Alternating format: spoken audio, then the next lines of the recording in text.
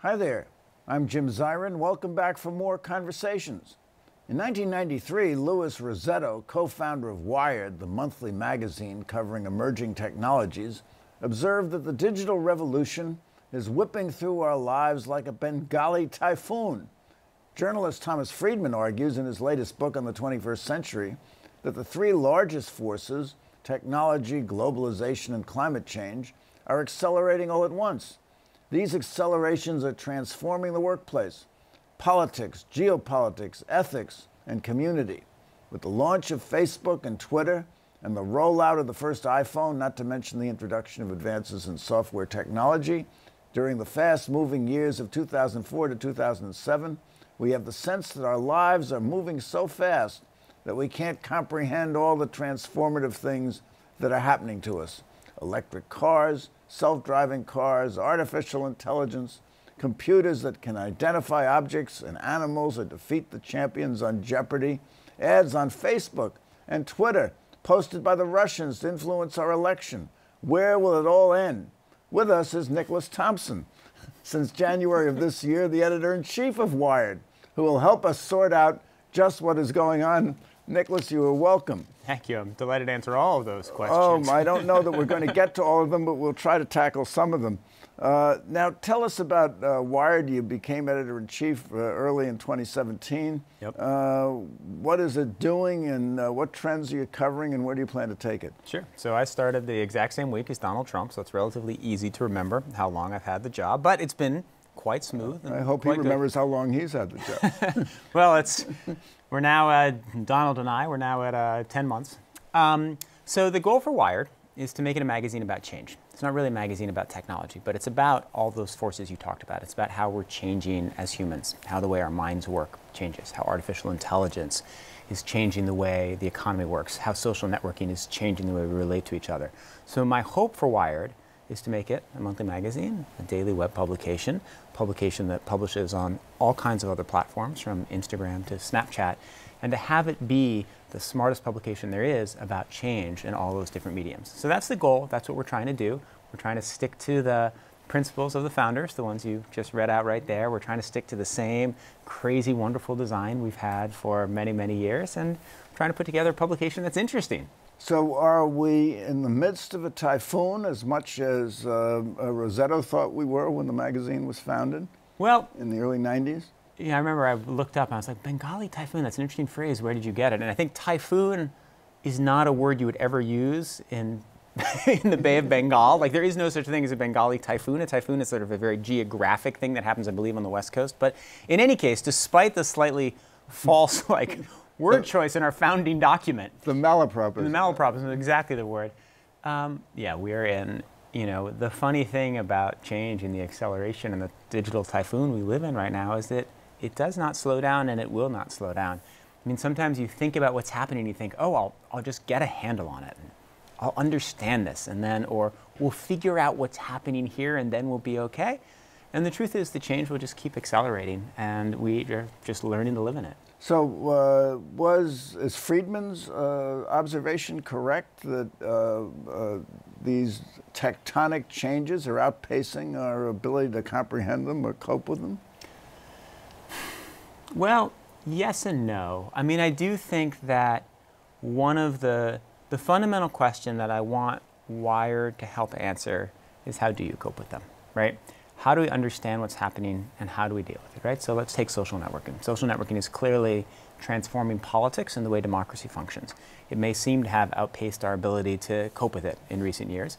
My hope is that even as the effect it has becomes more powerful, we can understand it better and maybe make better decisions with it. So Friedman is right that these things are accelerating. Friedman is right that one of the sort of foundational civic questions we face is how we deal with this technology. I'm just optimistic that we'll find some good solutions. Well, let's look at the issue in the headlines, the poster child, which is the invasion of the body snatcher, Russia, over Facebook and Twitter in the last election.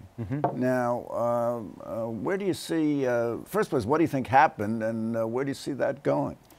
Well, okay, so what happened? I believe that there was clearly a Russian intelligence operation of some sort and a very dedicated one. It's a little bit unclear whether the goal was to elect Trump or whether it's just to sow dissent. And my instinct is it's much more about sowing dissent. And how about both? Well, also, I mean, there can be three things. Elect Trump, weaken Hillary, and sow dissent. It's clearly to some degree about all of them. My instinct is that the main goal was to sow dissent, confuse America, and then also weaken Hillary after what they assumed would be her reelection. I don't think it was a dedicated operation. Based on the emails we've seen from some of the hackers who are, hacking into systems and releasing documents, that they were planning after Hillary won to sort of write about, oh, here are all the ways the election was a fraud. Here's how we got in a way that would weaken her and like create chaos in the American system. But it's also true that there are all kinds of fishy things with the Trump administration, and the overall Russia-Trump story is, there are many better people to talk about it. So, on the social media front, what they did, they created a whole bunch of fake accounts, which were hugely influential, retweeted by everybody. They're all of these Twitter personalities that I remember following during the election and thinking, man, what is that person saying? That person, they're crazy. It turns out there's some Russian intelligence operative who's put the picture of some young American woman on the Twitter handle and started commenting on our politics and gotten in the fray. So they had those accounts. Those are hugely influential. And then they also had the secondary thing, which is buying ads. And so they bought ads on Facebook in particular and also sort of create a little more confusion there. Well, of course, if what they did had been put out by the Trump campaign or by any auxiliary political organization that was domestic, would have been covered by our local election laws, and they would have had to attribute the ad to someone real, and they would have also had to say, I am Donald Trump and I approve of this message. It's true, but... And here they escaped doing that because it emanated from Russia. They did. I mean, there are a bunch of interesting questions here. So one question that interests me is how much did the ads matter versus how much did the fake accounts matter? And I feel like the ads were pretty small. It's a small fraction of what the Russians did. We talk about it because it's the thing that we can regulate, but it's a relatively small part about... Well, the ads reached 3.3 million people, and we're not even sure, in a close election, we're not even sure that there might not be more, because what many people did who received the ad and were invited to do was to say they liked it or to share it with their friends, so then it becomes exponential. The funny thing about that reach data, it's one of my favorite things, is that reaching 3.3 million people on Facebook, it's actually not that many people. It just means they sort of scroll out of through. 2 billion, that's not so many. Right, but like I might tweet something that reaches hundreds of thousands of people. It has no influence on anything whatsoever. Right? I have put things on Facebook that have reached hundreds of thousands of people that have no influence on anything whatsoever. It's just because the reach figure is something that Facebook has used to promote itself and to sort of sell advertisements. And so they've talked so much about millions and millions, reaching millions of people being this profound thing. It's actually not that big a thing. But now that they've used their reach as a selling point, now that it's kind of being turned against them, and people are saying, oh, those ads, they reach 3.3 million people. They can't say, well, those statistics, they're not really meaningful. We just kind of inflated them for the sake of advertising. So there's this funny dynamic. It is true. The ads did go in front of a lot of people, right? The proper number for them to reach is 0. So they certainly did, they did have some influence. They did, appear in front of some people. I just think the numbers are inflated. Now, what about who was targeted? It appeared that ads were targeted to swing states like Wisconsin and Michigan. It appeared that certain of the really hate Hillary ads were targeted for evangelicals in the South or in Texas. I mean, one I'm fascinated by is the arm wrestling match between Jesus Christ and the devil. Where they say, you better vote for Trump or the devil is going to win. I know, that was pretty good. I mean, that was pretty good, and that was a meme. It could be shared with friends. I mean, did anyone take that seriously? Is that going to influence anyone's vote? I think that it probably had some influence. I mean, I think that the targeting is super interesting for a couple of reasons. One, it shows sort of the power of Facebook's platform, like what Facebook allows you to do and why it's made so much money is to target people with specific interests in specific regions at specific times. And so obviously the Russians took advantage of that. One thing that we still don't know the answer to is whether there was coordination between the Russians and the Trump campaign. You know, one of the ways we can analyze that is to look at what Trump was targeting, look at what the Russians were targeting, see if there's overlap. You know, there's very little evidence, maybe no evidence that there was coordination, but that's one of the things that if I were an investigator, I'd look at very carefully. So that's an extremely interesting question.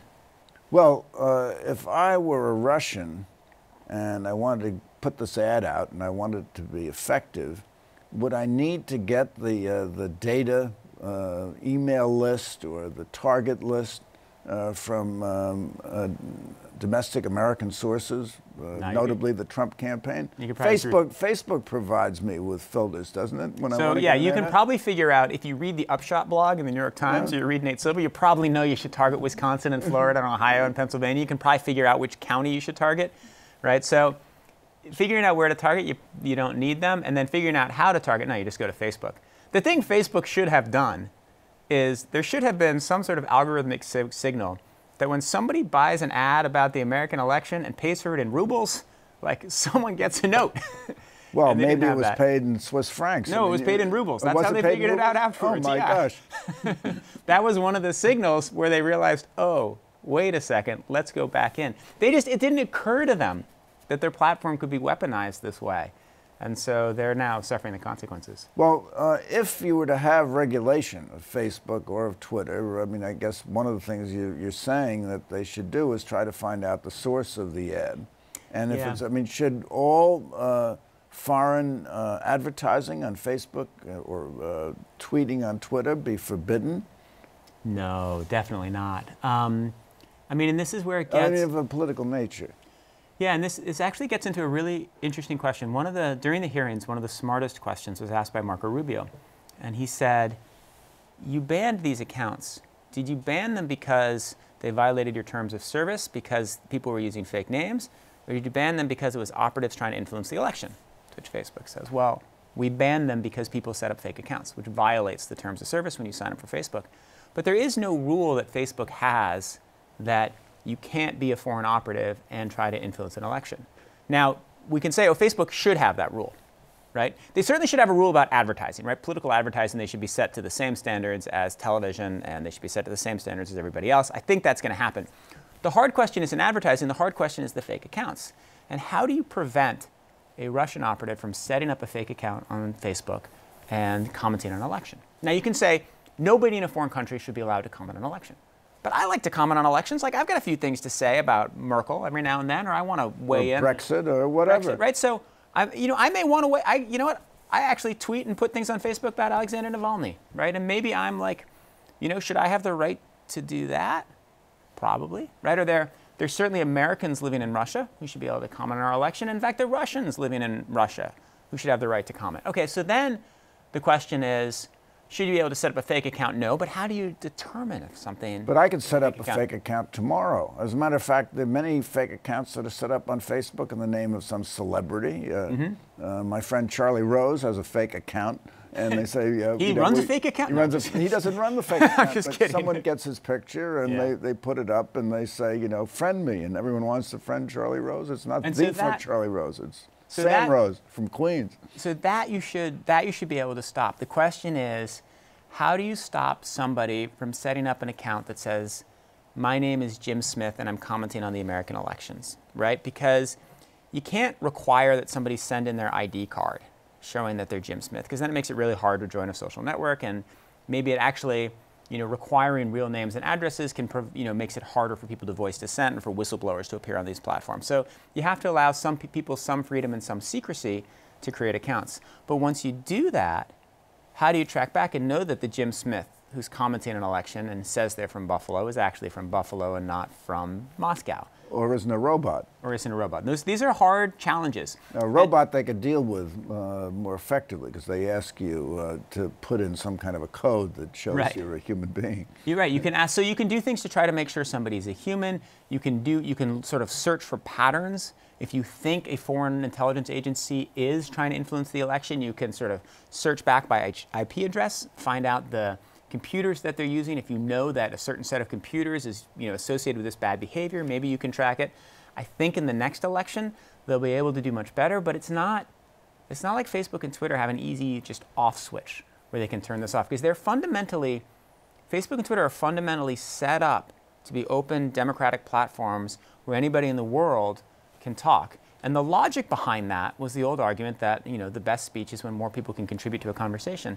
And that argument has flipped, or that belief has flipped. Like the sense in Silicon Valley that you want more speech, you want to make it so anybody can comment and more people can comment, that has kind of changed from 10 years ago, but it's still in the nature and the DNA of these platforms, which is why it's hard for them sometimes to shut off the influence of, you know, for example, Russian operatives. Well, is there a First Amendment issue?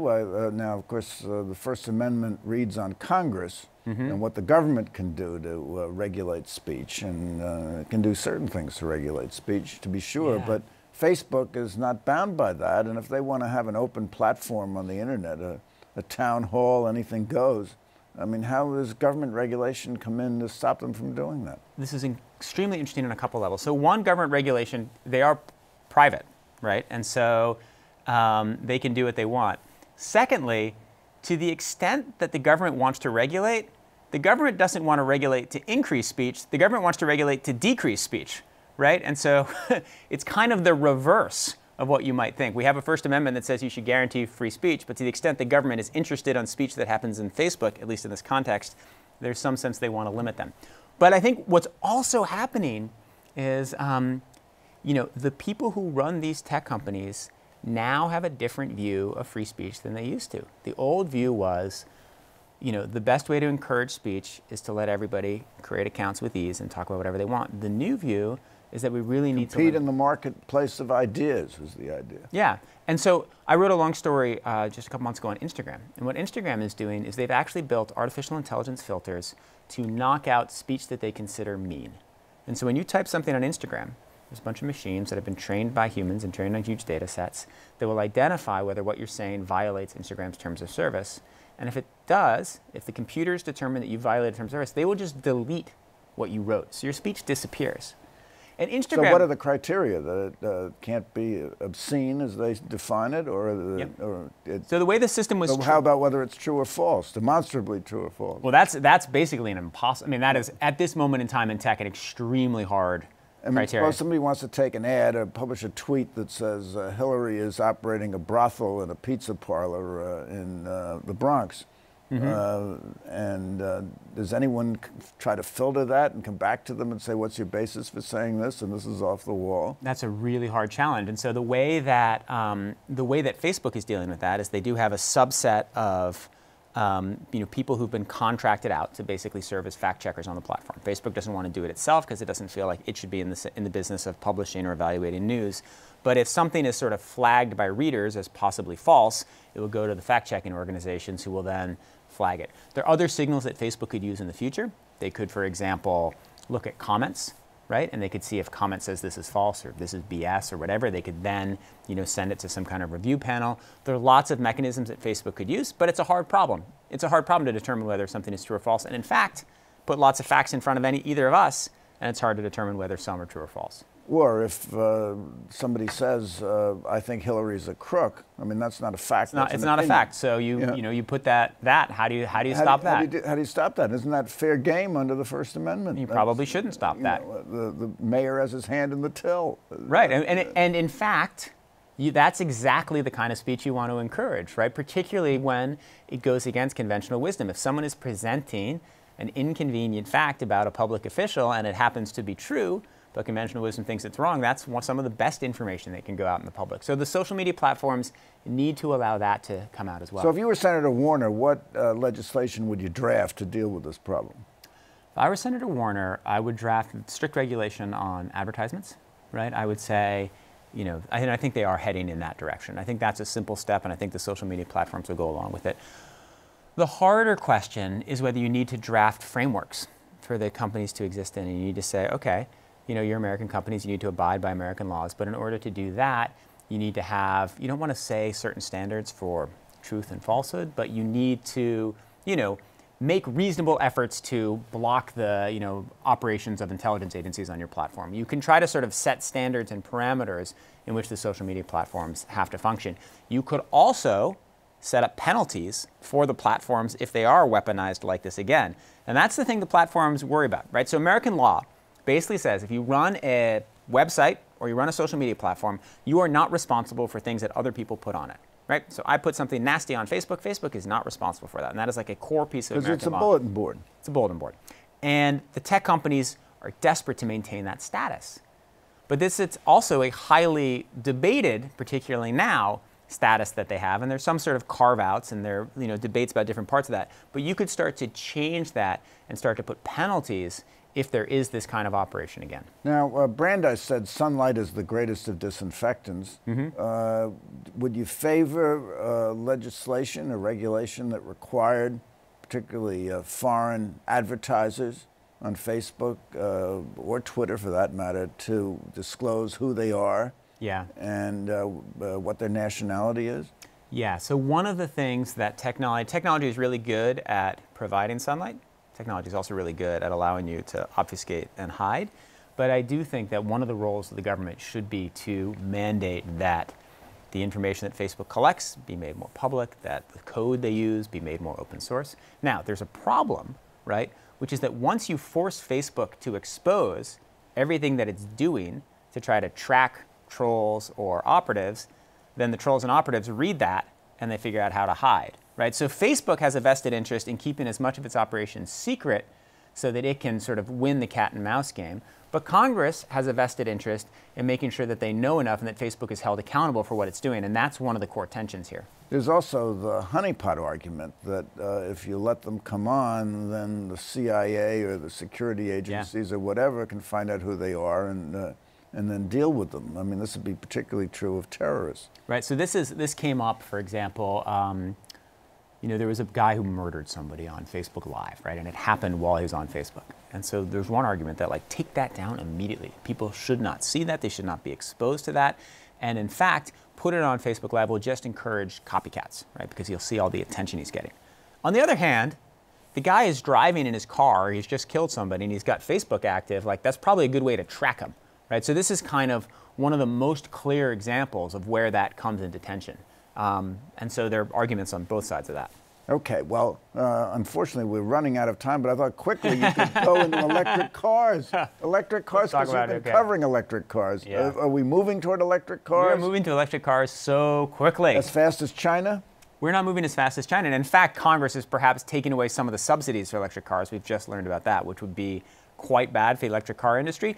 But Elon Musk has shown that you can make better cars with electric cars. Very expensive ones, $75,000 to $150,000. They're cheaper now. I mean, you build the expensive ones first and now building cheaper ones. Like, there are some fundamental advantages, right? You don't need to explode gasoline in your car, which means you need fewer parts. You can put the engine right in the middle of the car, right? Because you don't need to sort of isolate it in the front, which allows you actually to accelerate more quickly. Like, there are all kinds of advantages to electric cars beyond just the environmental ones. So it's kind of an amazing story where we all thought of electric cars as these dinky, terrible things.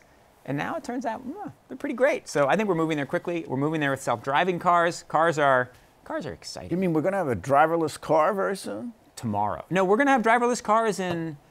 cars are already able to, they're able to park themselves, they're able to drive on the freeways.